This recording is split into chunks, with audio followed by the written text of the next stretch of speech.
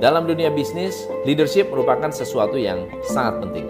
Leadership sangat berpengaruh sebab peran leadership atau kepemimpinan sangat besar dalam perkembangan dan kemajuan bisnis serta dalam meningkatkan kinerja karyawan kita.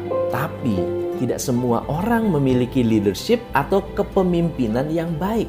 Hanya segelintir orang yang memiliki kemampuan ini. Ada sebuah survei yang dilakukan di tahun 2015 oleh Brandon Hall Group State of Leadership Development Study yang mengatakan 77% organisasi menunjukkan bahwa strategi kepemimpinan mereka hanya sedikit atau bahkan tidak ada sama sekali yang selaras dengan strategi bisnis mereka.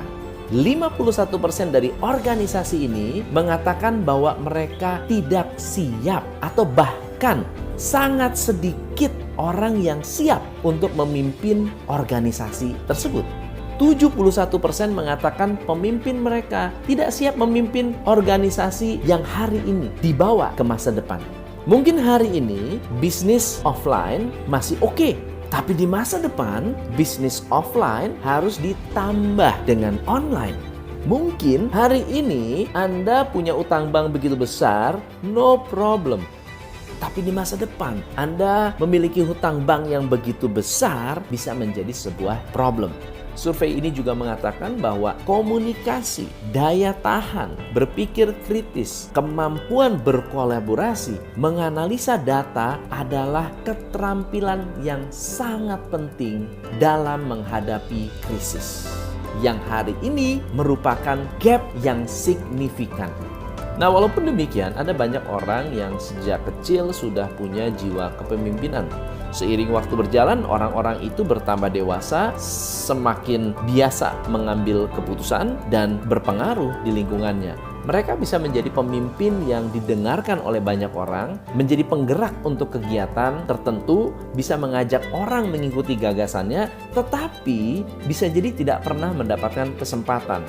Dan banyak sekali leader di luar sana yang punya problem melihat benih-benih, bibit-bibit leader yang sebetulnya sudah nyata ada di dalam tim mereka. Masalahnya, mereka tidak pernah mendapatkan kesempatan-kesempatan untuk memiliki project, untuk solving problems, untuk bisa mendukung perusahaan dalam menyelesaikan problem-problem yang ada hari ini. Dan mereka-mereka adalah orang-orang bagus. Mereka-mereka adalah potensi-potensi yang luar biasa. Sayangnya, karena tidak diperhatikan, mereka resign dan memperkuat kompetitor Anda. Lalu kalau saya belum memiliki jiwa kepemimpinan, bagaimana saya bisa membangun kualitas leadership ini? Ada beberapa tips yang bisa saya berikan hari ini. Nomor satu adalah Anda harus melatih kewibawaan. Wibawa itu apa sih? Wibawa adalah alasan untuk disegani. Kalau Anda tidak ada alasan untuk disegani, Anda harus menakut-nakuti. Segan bukan berarti takut. Segan artinya menghormati. Seorang pemimpin juga harus bersikap bijaksana. Bijaksana bukan berarti toleransi. Pemimpin juga harus memiliki kemampuan untuk mendengarkan. Tetapi mendengarkan belum tentu harus demokrasi. Jadi, apa alasan karyawan Anda untuk menghormati Anda? Selain posisi dan jabatan Anda. Jika Anda tidak layak dihormati, maka Anda akan kehilangan kewibawaan sehingga karyawan hanya melihat dan menghormati titel dan jabatan Anda. Yang kedua, Anda bisa memimpin karena berprestasi. Mungkin Anda belum memiliki kualitas kewibawaan yang diharapkan atau yang luar biasa. Tetapi Anda adalah pekerja keras yang pantang menyerah, berani mengambil risiko, berani bertanggung jawab, lalu kemudian Anda berprestasi. Ini adalah salah satu cara untuk membuat orang mau mendengarkan apa kata Anda. Yang ketiga, bisa memberikan inspirasi dengan memberi contoh. Inspirasi bisa berupa kedewasaan, kemampuan untuk memahami kebutuhan orang lain, dan mampu berkomunikasi dengan efektif. Dalam menghadapi COVID-19 ada 4 skill yang saya ingin Anda ingat. Nomor 1, skill merangkul karyawan dan customer. Skill ini Anda harus bangun. Skill ini harus dipertahankan. Karena memenangkan bisnis, peperangan, persaingan memang bergantung pada banyak faktor. Tapi jika Anda tidak didukung oleh karyawan dan customer, Anda sudah losing all the battle. Yang kedua, Anda harus berani. Napoleon adalah leader yang legendaris. Ia terkenal karena dua gaya leadership. Berani menantang yang lebih kuat dan melakukan sesuatu yang dianggap mustahil. Banyak hal yang kita alami hari ini yang mustahil, yang tidak biasa kita lakukan. Orang bilang new normal.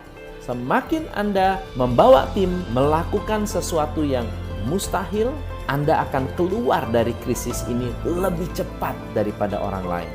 Yang ketiga, Anda harus mau bertransformasi. Hidup penuh perubahan. Apalagi setelah COVID-19. Bukan hanya Anda harus menjaga kesehatan, Anda juga harus menjaga kesehatan tim, Anda harus menjaga protokol untuk melayani customer dengan baik, tanpa menularkan penyakit, tanpa menjadi carrier coronavirus. Ditambah lagi, kita harus beralih dari era manual menjadi digital. Dan yang terakhir adalah memberdayakan. Berdayakan semua sumber daya yang sudah Anda miliki, yang pernah Anda miliki, yang bisa Anda miliki untuk membuat roda organisasi Anda bergerak lebih laju. Semua orang bisa mendapatkan kesempatan untuk memajukan perusahaan, memuaskan customer, menjaga agar bisnis Anda bebas dari kebocoran, dan membuat bisnis Anda lebih sehat. Bagaimana menurut Anda?